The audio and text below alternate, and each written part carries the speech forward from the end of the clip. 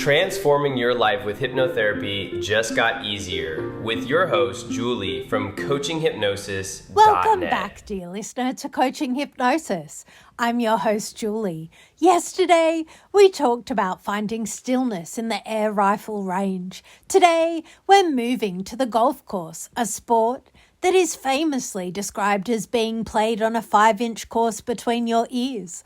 When the pressure mounts and the gallery is watching, how do you handle those critical clutch shots? To answer this, we're diving into a fascinating case study by John Pates, published in 2021 in the International Journal of Clinical and Experimental Hypnosis, titled Clutch-Based Hypnotic Intervention to Improve Golf Performance. John Pates' research focused on an elite senior professional golfer. We aren't talking about a beginner trying to break 100. We're talking about a pro who already has the mechanics but was struggling to bridge the gap between training and high-stakes tournament performance. The intervention Pates used was a combination of 3 things: hypnosis, regression imagery, and pre-shot routine conditioning. Why it works?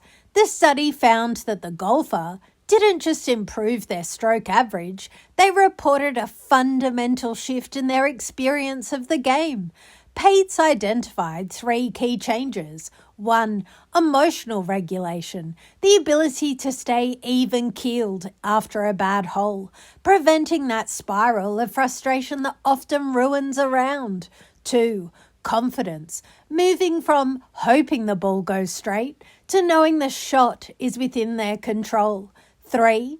Perceptual control. This is the secret sauce. The golfer felt like they had more time during their pre-shot routine. Everything slowed down and they could see their targets more clearly under pressure. How can you build this into your routine? Pates' work shows that the clutch performance is a learned state.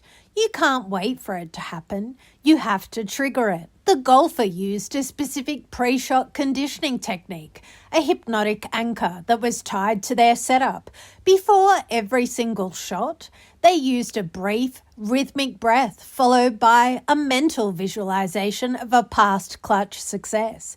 This acted as a subconscious cue to the brain. This is that movement. We are ready.